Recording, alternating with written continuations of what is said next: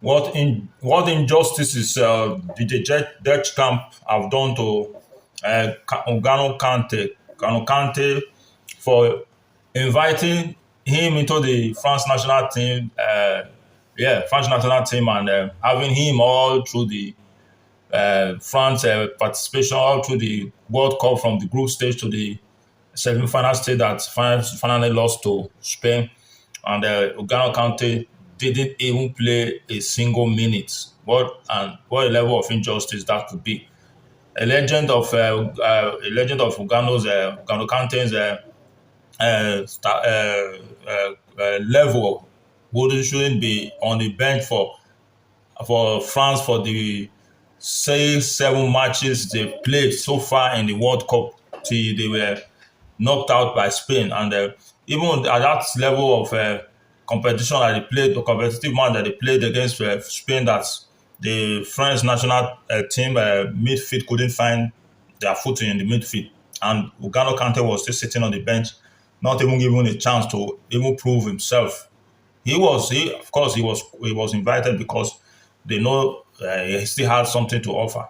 But along the line, he was not given any chance. I know, of course, during the friendly matches they played 1 or 2 friendly matches, and it was in that friendly matches maybe it was the relationship he had with Kylian Mbappe that have always that was now donning the captainship armband of the French national side, that maybe would have led to his not being included in any of the matches France played during the World Cup, their World Cup campaign. And of course, we also know that during the some of the friendly matches, when en route the World Cup, as the French national side were preparing for the World Cup, there were criticism, particularly from one of their legends, also Zinedine Zidane, that the Dutch camp is giving some players undue authority and undue superiority and undue chances to be acting like they are bigger than the team itself, and it's not going to be a nice thing on the long run. And lo and behold, it's really played out now, because I personally feel and think that Gano Kante was not even given a minute in the campaign throughout their matches they played, to the point that they were knocked out by Spain, who could be as a result of Kylian Mbappe's decisions or choices and likes and dislikes. Because cannot imagine, even at the time that Kylian Mbappe was being substituted in one of their matches he played, the coach could not do anything other than to be bowing for a player that you are supposed to be tutoring, a player that you are supposed to be managing. What kind of level of, I don't know, honor is that? Why won't the player be at a point show that he's bigger than than him, the coach and or the manager or whatever, and the management and other players in the team? So this is the thing that, yeah, resulted to Ugano Kante not being given any playing time, because he is not also in good terms with Kylian Mbappe, and it showed. And at the end of the day, who was at the receiving end? Still the coach, because at the end of the day, they were knocked out by Spain, that they couldn't really even do anything, show any positive attack, any positive impact or input to the game. And they didn't even have Kylian Mbappe, as you might have think he's good or whatever. He couldn't even have a shot on target, and the whole entire 90 minutes and the whole entire game, he couldn't have a shot on target, and none of the French player could even have a shot on target. So at the end of the crash out, it was still the coach, Kylian Mbappe, was questioning his tactical approach to the game.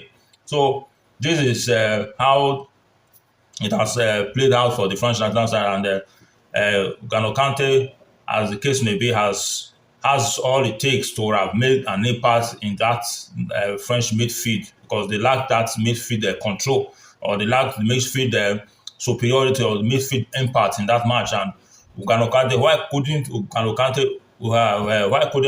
him be given a chance to even try?